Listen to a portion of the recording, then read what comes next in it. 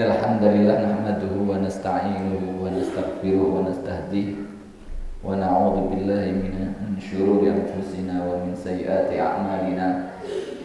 May yahdihillahu fala mudilla lahu wa may yudlil fala hadiya lahu. Asyhadu an la ilaha illallah wahdahu la syarika lahu wa asyhadu anna Muhammadan abduhu wa rasuluh la nabiyya wa la rasula ba'dahu. Rabbi shrah li sadri wa yassir li amri wahlul 'uqdatam min lisani yafqahu qawli. Allahumma la sahla illa ma ja'altahu sahla wa anta taj'alul hazna idza syi'ta sahla. Allahumma anfa'na bima 'allamtana wa 'allimna ma yanfa'una wa zidna ilman. Amma ba'du, wasalna ila al-ayah mi'ah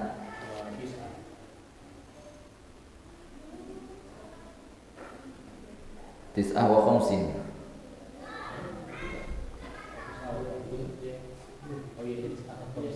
Ya.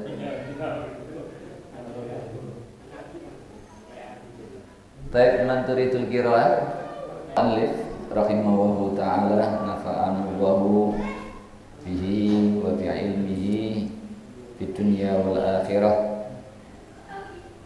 Qala Allah subhanahu wa ta'ala fi kitabihi innal ladzina yaktumuna ma anzalna minal bayyinati, sesungguhnya orang-orang yang menyembunyikan apa yang telah Allah Subhanahu wa taala, apa yang telah kami turunkan, minal bayyinat, dari penjelas-penjelas, wal huda, dan petunjuk-petunjuk, mimpa'ti, setelah ma bayyanahu linnas, apa-apa yang telah kami terangkan kepada manusia, fil kitabi, dalam kitab. Ulaika yal'anuhumullahu, mereka itu adalah orang-orang yang Allah laknat. Wa yal'anuhumul la'inun, dan dilaknat oleh orang-orang yang melaknat. Ilal ladzina tabu, kecuali orang-orang yang bertaubat, wa aslahu, dan mengadakan perbaikan, wa bayyanu, dan menjelaskan penjelasan, faulaika atubu alaihim, maka mereka itulah orang-orang yang aku terima taubatnya kepada mereka.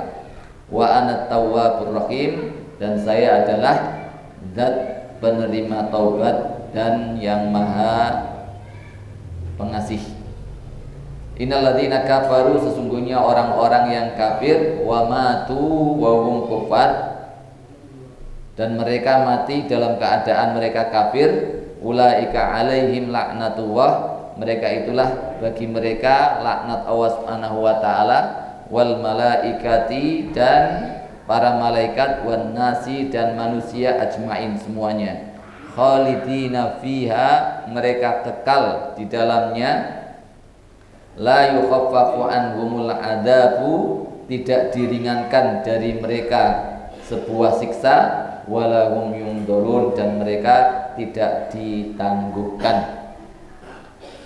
Hadhil ayah, ayat ini, wa in kanat nazilatun, wa in kanat nazilatan fi ahlil kitab, walaupun turun kepada ahli kitab Yahudi dan Nasrani, wa ma katamu min sya'nir rasuli sallallahu alaihi wasallam wa sifatihi, dan apa yang mereka sembunyikan berkaitan dengan urusan Rasulullah sallallahu alaihi wasallam dan juga sifat-sifatnya, sebagaimana yang Allah sebutkan, alladzina atainahumul kitab ya'rifunahu kama ya'rifuna abna'ahum, tapi mereka itu sembunyikan, ya, bahwa Rasulullah itu adalah Rasulullah.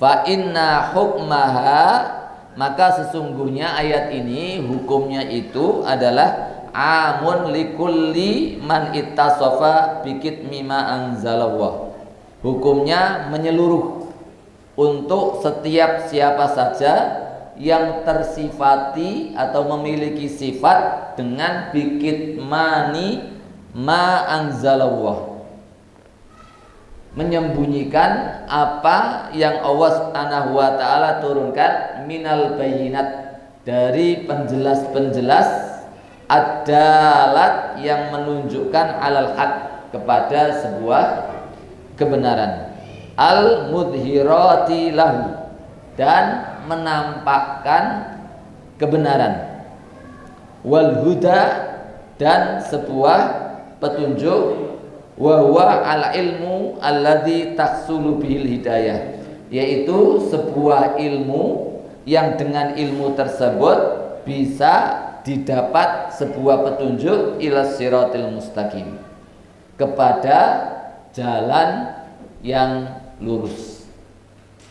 Maka orang-orang yang seperti ini, yang memiliki sifat suka menyembunyikan ilmu, mendapatkan ancaman dari Allah Subhanahu wa taala melalui ayat-ayat ini. Maka juga hal yang sangat mengkhawatirkan bagi kita adalah di saat Allah Subhanahu wa taala sudah melengkapi, menyempurnakan dan memberikan kita kemampuan, kemudian kita tidak mau memanfaatkan kemampuan dan ilmu kita untuk mengajarkannya kepada manusia atau kepada murid. Akhirnya terhitung sebagai orang yang menyembunyikan ilmu.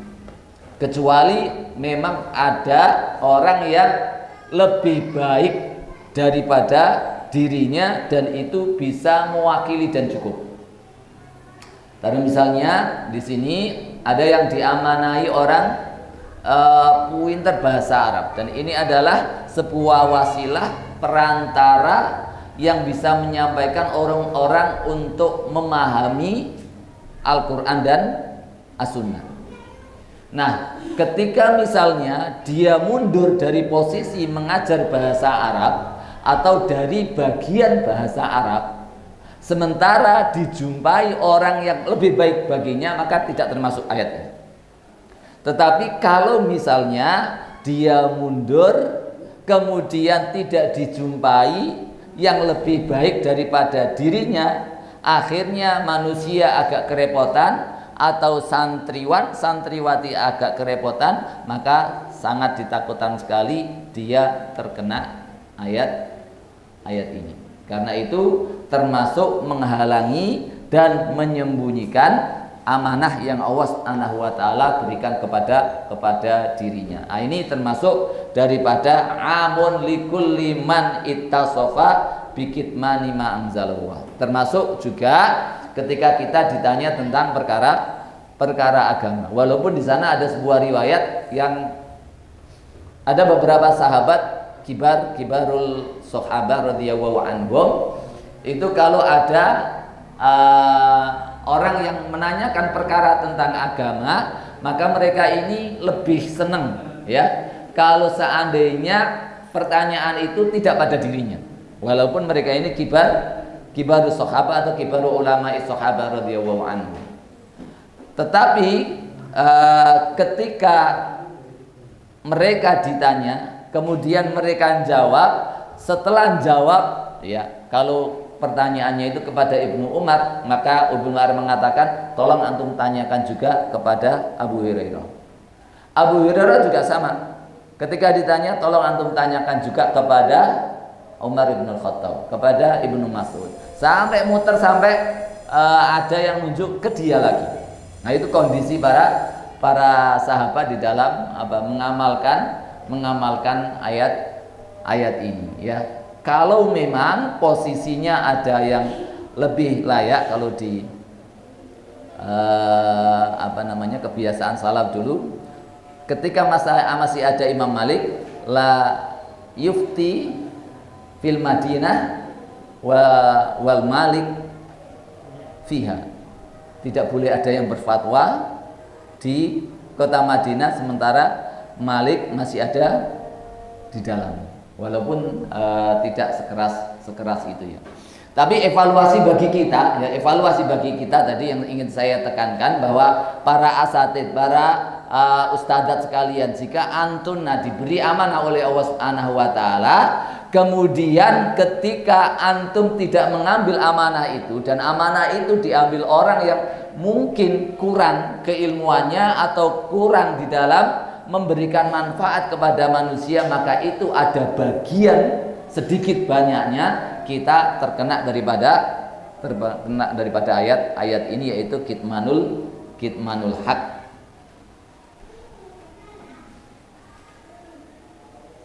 Wa yatabayyanu bihi, yang dengan ilmu tersebut akan jelas jalannya thoriqu ahlin naim, yang menunjukkan kepada jalannya orang-orang yang akan mendapatkan kenikmatan atau mendapatkan surga, min thoriqi ahlil jahim, daripada jalannya orang-orang yang akan masuk neraka jahanam.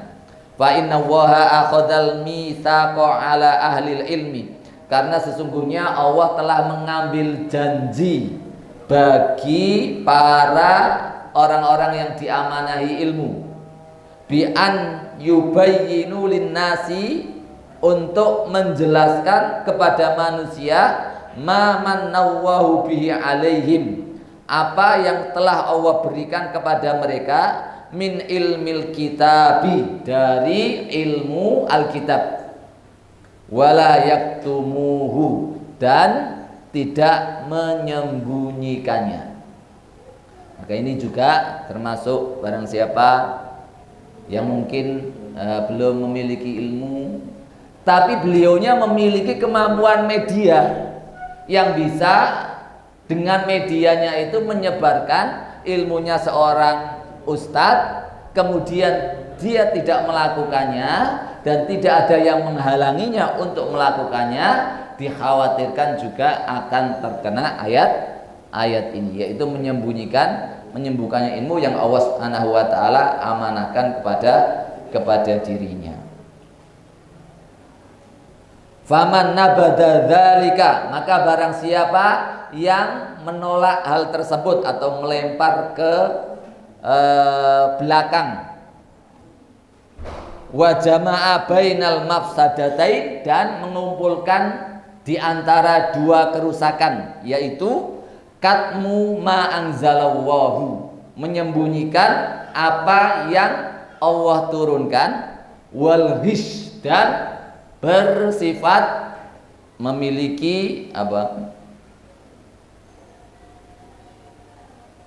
tidak amanah kepada hamba-hambanya Allah Subhanahu wa taala, atau menipu hamba-hambanya Allah Subhanahu wa taala dengan tidak menyampaikan amanah kepada mereka yang menjadi kewajibannya. Faulaika, maka mereka itulah yal'anuhumullah, orang-orang yang mendapatkan laknat Allah Subhanahu wa ta'ala. Nah, kita itu berada pada dua ancaman. Kita menyampaikan ilmu yang salah, kita juga mendapatkan ancaman. Man fassarul Quran bi ra'yihi falyatabawwa maq'adahu minan nar. Barang siapa yang menafsirkan, menjelaskan Al-Qur'an dengan akal pikirannya tanpa ilmu, maka hendaknya bersiap-siap untuk tempat duduknya dari api neraka. Tapi kita juga sama, ketika memiliki ilmu kemudian diam, maka konsekuensinya juga diancam oleh Allah Subhanahu wa taala dengan neraka jahanam. Faulaika yal'anuhumullah, mereka itulah orang-orang yang Allah laknat mereka, ay yub'iduhum, Allah menjauhkan mereka, wa yatruduhum, dan menolak mereka, menyingkirkan mereka, an qurbihi, dari dekatnya kepada Allah Subhanahu wa taala, wa rahmatihi, dan dari rahmatnya Allah Subhanahu wa taala. Dan ini adalah sejelek-jelek hukuman, bahwasanya ketika Allah Subhanahu wa taala itu melaknat, maka ya konsekuensinya sangat berat sekali. Kemudian yang kedua adalah wayal anuhumul la'inun, dan para orang-orang manusia atau seluruh makhluk akan ikut melaknat mereka juga. Wahum jami'ul khaliqah. Mereka ini al-la'inun ini adalah seluruh makhluk yang ada. Fataqa'u alaihimul la'natu min jami'il khaliqah. Maka dia mendapatkan laknat dari seluruh makhluk. Lisa'yihim, karena usahanya fi ghishil khalqi, dalam tidak amanah kepada makhluk, wa fasadi adyanihim, dan tanggungan merusak daripada agama-agama mereka, wa ib'adihim min rahmatillah, dan menjauhkan manusia dari rahmatnya Allah. Jadi posisinya orang yang sedang jauh dari ilmu, dia jauh dari rahmatnya Allah Subhanahu wa taala. Posisinya orang yang menyembunyikan ilmu, maka dia menjauhkan manusia dari rahmat Allah Subhanahu wa taala. Maka manusia atau makhluk pun ikut melaknat dirinya, karena dia ikut andil di dalam menjauhkan manusia dari rahmatnya Allah Subhanahu wa taala. Fajuwizu min jinsi amalihim, maka mereka dibalas sesuai dengan jenis atau kadar amalan mereka. Mereka menjauhkan manusia dari ilmu, yang ilmu itu adalah rahmatnya Allah Subhanahu wa taala. Mereka dibalas dengan jauhnya mereka dari rahmat Allah Subhanahu wa taala. Maka hukuman yang paling berat adalah seorang yang berilmu, dan pahala yang paling besar adalah orang yang berilmu. Kama anna mualliman nasil khaira, sebagaimana orang yang mengajarkan manusia kebaikan, yusalliyallahu alaihi wa malaikatuhu, Allah Subhanahu wa taala bersolawat kepada dirinya dan juga para malaikat-malaikatnya. Hattal huti fi jawfil ma, sampai hewan di lautan, di perut air atau di tengah-tengah lautan, itu mendoakan dan bersolawat kepada orang yang mengajarkan manusia kebaikan. Lisa'ihi fi maslahatil khalqi, karena usahanya di dalam memberikan kebaikan kepada makhluk. Dan sudah kita dengar, terkenal di kalangan kita tentang hadis tersebut.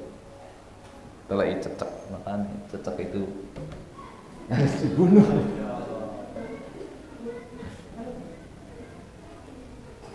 Wa islahu adyanihim, dan seorang muallim al khair ini juga ya memperbaiki agamanya manusia. Wa qurbihim, dan mendekatkan mereka min rahmatillah, dari rahmatnya Allah Subhanahu wa taala.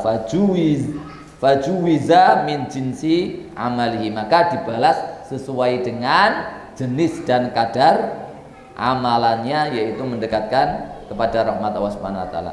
Fal katim, maka orang yang menyembunyikan lima anzalallah, terhadap apa-apa yang Allah turunkan, mudadun li amrillahi, berlawanan dengan perintahnya Allah Subhanahu wa taala. Musyaqun lillahi, menentang Allah Subhanahu wa taala.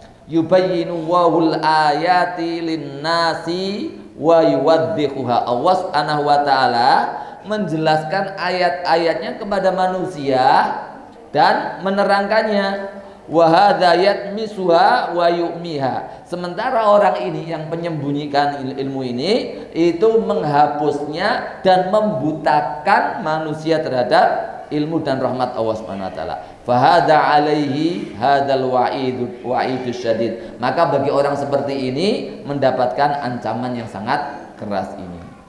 Illal ladzina tabu, kecuali orang-orang yang bertaubat. Bagaimana taubatnya? Raja'u amma hum alaihi minadz dzunub, mereka harus kembali dari apa-apa yang telah mereka lakukan dari dosa-dosa tersebut. Nadaman, harus menyesal. Wa iqla'an, harus melepas dari dosa tersebut, wa azman, dan bertekad ala adamil muawadah, untuk tidak ada pengulangan dalam dosa tersebut. Dosanya menyembunyikan, maka dia harus menyesal. Dosanya menyembunyikan, maka dia harus menerangkan, tidak menyembunyikan lagi. Dosanya tidak ada hirah untuk menerangkan kebenaran, maka dia harus bertekad untuk menerangkannya kepada manusia. Dan seluruh dosa memang Syekh Utsaimin mengatakan syarat taubatnya harus ada 3 ini. Yang pertama adalah rasa menyesal, yang kedua meninggalkan dosa tersebut, yang ketiga bertekad untuk tidak melakukan. Bertekad, walaupun suatu saat bisa jadi orang itu setelah bertekad kemudian terjerumus lagi, itu tidak menghapuskan taubatnya, tetapi dia harus segera beristighfar dan mengembalikan 3 ini lagi. Ini dalam syarat-syarat bertaubat kepada Allah Subhanahu wa taala. Maka orang yang menyembunyikan itu dia harus menerangkan, kemudian meninggalkan menyembunyikan, kemudian menerangkan dan bertekad untuk tidak lagi melakukan penyembunyian ilmu yang dia miliki. Karena memang kita sebenarnya ikhwan, akhwat sekalian dan asatidz ustadzat, ketika kita mengajarkan anak atau mengajarkan santriwan-santriwati kita, atau kita taklim di tengah-tengah masyarakat, itu kerja kita itu bukan pada yayasan atau bukan pada mudir, tapi kontrak kita adalah dengan Allah Subhanahu wa ta'ala. Karena Allah mengambil janji pada orang-orang yang telah Allah berikan ilmu untuk menerangkan apa yang telah Allah berikan kepada kita semua. Wala yakfi dzalika fil katim aidan, dan itu tidak cukup bagi orang yang menyembunyikan ilmu. Hatta yubayyina ma katamahu, sampai dia menjelaskan apa yang dia sembunyikan. Wa yubdi, dan menampakkan zidda ma akhfa, menampakkan lawan dari apa yang dia sembunyikan. Fahada yatubu wa alaihi, maka kalau seperti ini Allah Subhanahu wa taala menerima taubatnya. Li'anna taubatallahi, karena sesungguhnya taubatnya Allah Subhanahu wa taala ghairu mahjubin anha, itu tidak terhalang darinya. Faman ata bisababi taubah, maka barang siapa yang mendatangkan dengan sebab-sebab atau mendatangkan perantara-perantara taubat kepada Allah Subhanahu wa taala, segala sebab musababnya, tabawwahu alaihi, maka Allah akan menerima taubatnya. Apa sebab-sebab perantara tadi? Yaitu nadaman wa ikla'an wa azman. Nadaman wa ikla'an wa azman, maka tabawwahu alaihi. Li'annahu at-tawwab, karena sesungguhnya Allah itu adalah maha penerima taubat, ya. Saking senangnya Allah Subhanahu wa taala lebih senang menerima taubatnya hamba daripada senangnya orang yang kehilangan perbekalannya, ontanya di padang pasir, sampai orang tersebut ketika menemukan perbekalannya sampai mengatakan ana rabbuka wa anta abdi, saya Tuhanmu dan engkau hambaku, saking senangnya. Tapi Allah lebih, lawahu asyaddu farahan min ahadikum birakhilatihi, Allah lebih senang daripada salah seorang di antara kalian yang menemukan hewan tunggangannya setelah putus asa dan mau meninggal kalau hewan tunggangannya itu tidak didapat. Ini Allah kita, ya begitu. Bahkan ketika Rasulullah SAW bersabda, al jannatu lil awwabin, surga itu untuk awwabin. Maka para sahabat bertanya, manhum al-awwabun ya Rasulullah, siapa al-awwabun itu Rasulullah? Maka Rasulullah menjawab, alladzina yudnibun wa yastaghfirun wa yudnibun wa yastaghfirun wa yudnibun wa yastaghfirun, yaitu orang-orang yang salah, taubat lagi, suatu saat salah lagi, taubat lagi. Disitulah Allah menaruh namanya At-Tawwab. Itu saking banyaknya menerima taubat, bukan At-Taib. Jadi kalau taba ila itu berarti bertaubat kepada Allah. Kalau taba ala berarti memberikan taubat atau menerima taubat dari hambanya.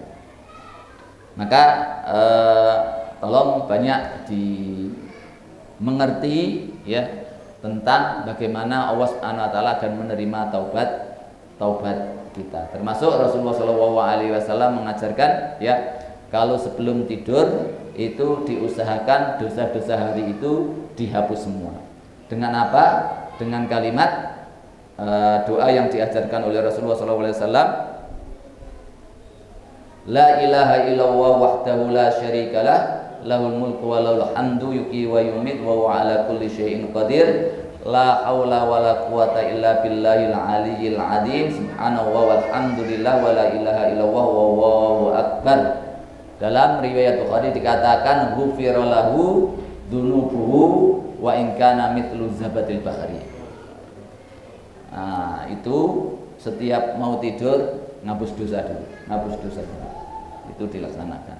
Tapi kalau ya dosanya siang banyak, tidak mendatangkan istighfar, tidak mendatangkan kalimat-kalimat thayyibah, insyaallah nanti hatinya lama kelamaan akan menjadi pekat-pekat dan pekat. Naudzubillah min dzalik.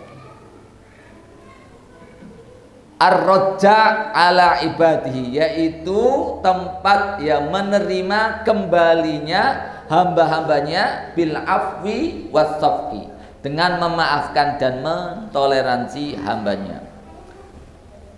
Bahkan termasuk Masya Allah ya, ada dalam hadis disebutkan di antara kasih sayang Allah Subhanahu wa taala, ada seorang hamba ketika dirinya dihisab oleh Allah Subhanahu wa taala, sudah selesai hisab, maka diperintahkan kepada malaikat seret dia ke dalam neraka jahanam. Maka kemudian hamba tersebut menoleh kepada Allah Subhanahu wa taala. Habis itu begini lagi, terus menoleh begini lagi. Akhirnya Allah mengatakan kepada dirinya, wahai hambaku, apakah ada yang salah? Enggak. Apakah malaikat yang saya tugaskan menghisab kamu ada yang mendolimi kamu dalam hisabnya? Tidak. Lalu kenapa kok kayaknya enggak terima? Ya Allah, saya terima hisabnya dan itu memang kesalahan saya. Tapi ya Allah, dulu saya di dunia itu husnudzon saya enggak begini ya. Lalu bagaimana husnudzon kamu? Husnudzon saya bahwa engkau antat tawwabur rahim, akan menerima taubat saya. Maka kemudian Allah berfirman, wahai para malaikat, berikan dia sesuai dengan apa yang dia prasangkakan kepada. Masya Allah. Ini husnudzon kepada Allah Subhanahu wa taala. Dan para ulama mengatakan husnudzon billahi la budda bil amal.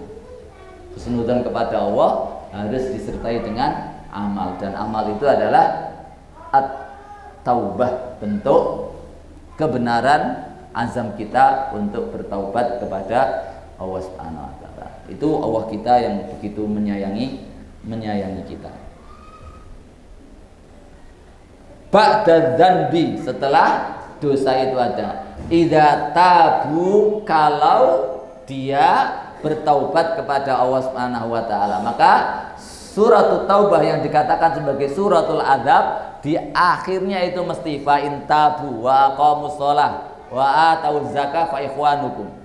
Setiap ayat wa qatiluhum fa idzan salahal asyurul hurum mesti diakhiri fa in tabu. Tabu. Allah menerima taubat taubat mereka. Kemudian ditutup dengan ayat laqad ja'akum rasulun min anfusikum azizun 'alaihi ma 'anittum harisun 'alaikum bil mu'minina raufun rahim. Wa bil ihsani wan ni'ami ba'dal man'i idza raja'u. Dan Allah akan berbuat baik kepada mereka wan ni'ami, dan memberikan nikmat-nikmat kepada mereka ba'dal man'i, setelah Allah menghalangi nikmat tersebut idza raja'u, ketika mereka mau kembali kepada Allah Subhanahu wa taala. Itu terkandung dalam sifat Allah At-Tawwab. Ar-Rahim alladzi ittasafa birrahmah, yang Allah tersifati dengan rahmat al-adimah yang agung, allati wasi'at kulla syai', yang rahmatnya itu mencakup segala sesuatu. Makanya di antara ada Badui yang kemudian mengatakan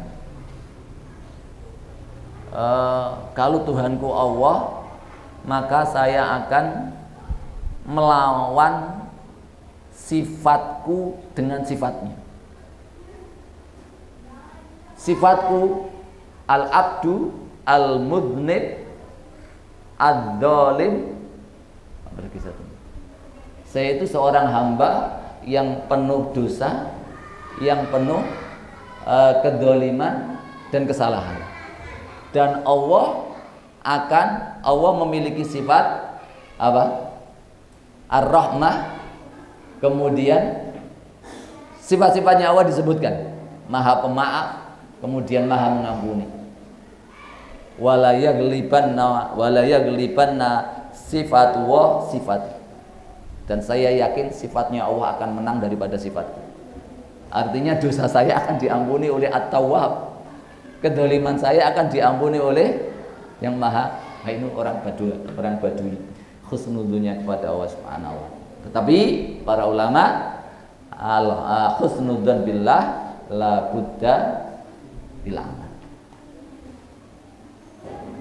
Wasi'at kulla syai', wa min rahmatihi, dari rahmatnya Allah Subhanahu wa taala, an waffaqahumullahu lit-taubah wal inabati. Allah memberikan taufik kepada mereka untuk melakukan taubat dan kembali kepada Allah Subhanahu wa taala. Nah, ini di antara rahmatnya Allah.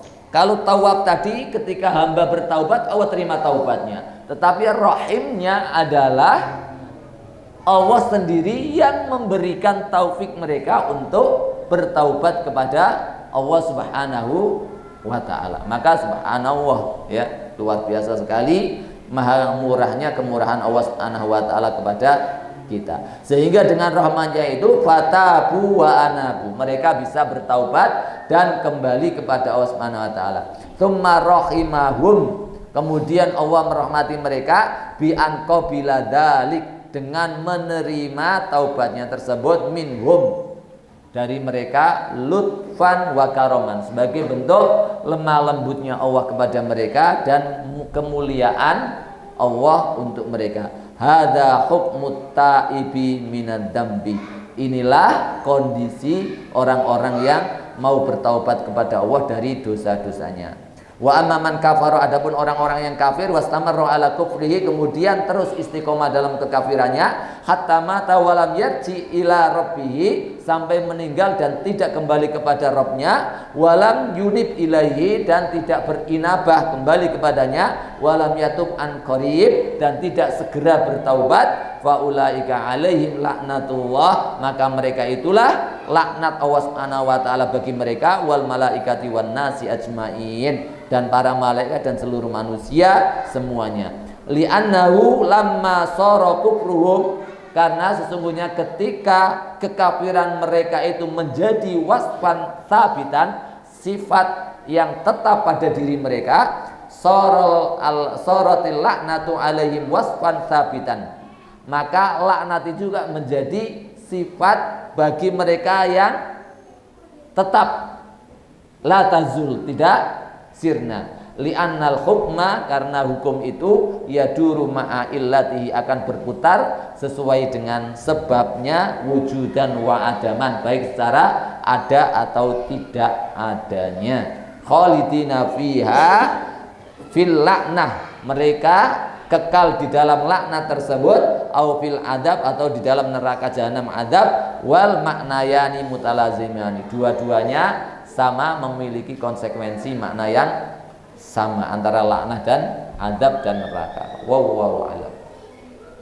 La yukhaffafu anhumul adab, tidak diringankan dari mereka sebuah adab, bal adabuhum daimun syadidun mustamirun, akan tetapi bahkan adab mereka itu selalu keras dan terus menerus.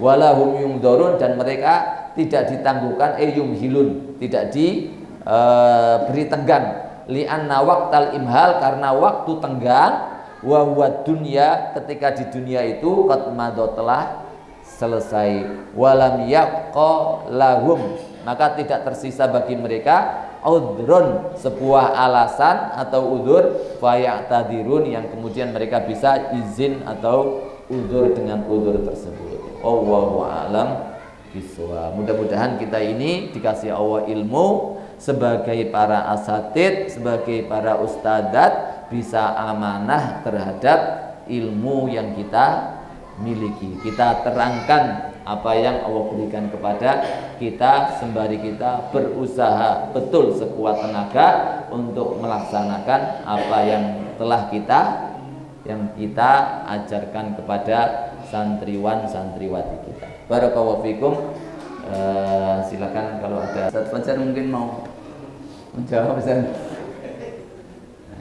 Jadi apa yang beliau terangkan ya dari pertanyaan yang pertama tadi, bahwa kalau di sini jelas ya urusan ilmu akhirat itu diterangkan beliau secara jelas. Yang ditanyakan adalah perkara ilmu dunia kalau disembunyikan apakah terkena daripada ayat ini. Beliau kalau kita perhatikan di tafsir tadi itu senternya, titiknya adalah pada fajuwizu min jinsi amalihi. Maka ada kaidah dalam kaidah usul itu mengatakan al jaza'u min jinsil amal. Dan juga ada sebuah hadis yang saya lupa bahasa Arabnya, mungkin bisa dibantu Ustaz Fatih. Allah Subhanahu wa taala memurkai atau melaknati orang yang memiliki sesuatu ketika dibutuhkan manusia kemudian dia menyembunyikannya. Apa enggak hadisnya itu? Dia menyembunyikannya di perkara dunia. Dia punya sesuatu yang bermanfaat bagi orang lain, tetapi ketika dibutuhkan manusia itu dia sembunyikan hal tersebut. Nah, itu dapat ancaman dari Allah Subhanahu wa taala. Mungkin nanti kita carikan hadisnya. Kan darurat itu tadi dalam kondisi darurat. Ya, dalam kondisi darurat. Makanya ad-daruratu tuqaddaru biqadariha. Nanti ketika maksudnya misalnya kalau tadi disebutkan punya ilmu masak, sejauh mana kebutuhan manusia ini terhadap ilmu masak yang dia miliki. Kalau memang tidak ada darurat kemudian itu mata pencaharian dirinya, ya it's okay, no problem. Tapi kalau misalnya itu terdapat doror bagi manusia, sementara manusia pada saat itu membutuhkan, sangat-sangat membutuhkan, kemudian dia memanfaatkan itu dengan dorornya manusia, maka itu akan dibalas Allah sesuai dengan jinsil amal. Yang jelas kaidah juga, barang siapa yang menyulitkan manusia akan disulitkan oleh Allah, dan barang siapa yang memudahkan manusia akan dimudahkan Allah Subhanahu wa ta'ala. Kemudian pertanyaan yang kedua, apakah termasuk menyembunyikan ilmu bagi para muallim yang semangat turunnya mengajar atau memberikan ilmunya itu sesuai dengan amplopnya? Kira-kira gimana ini?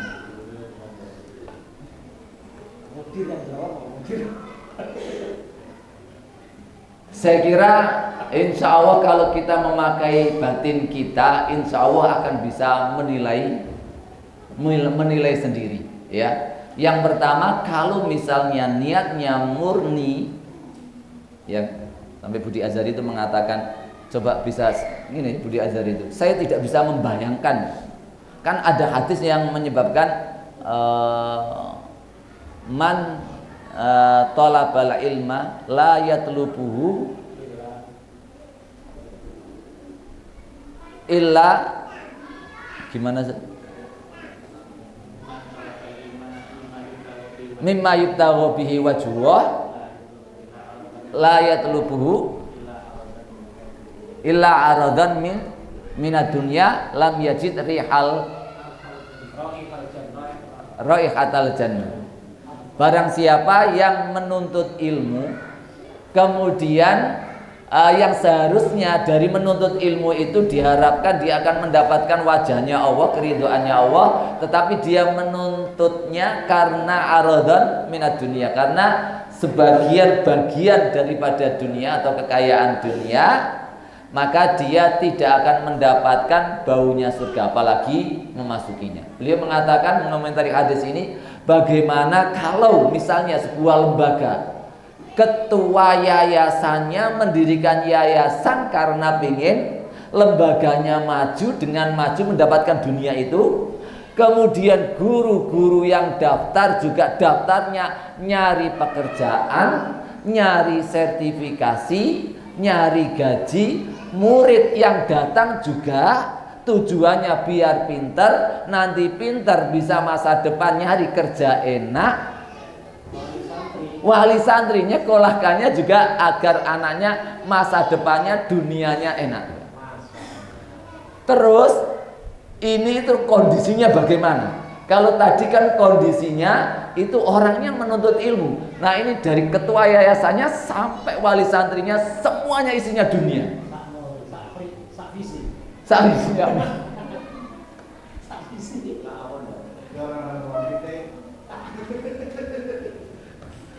Ini evaluasi ya bagi lembaga-lembaga Islam yang kemudian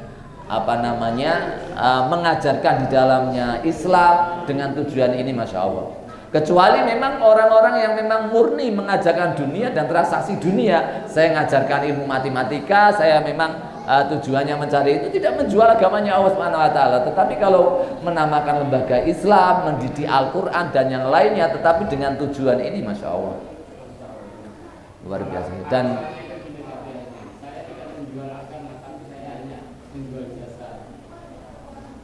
lulaya itu kan sama, hadis tadi kan yang dijual kan jasa.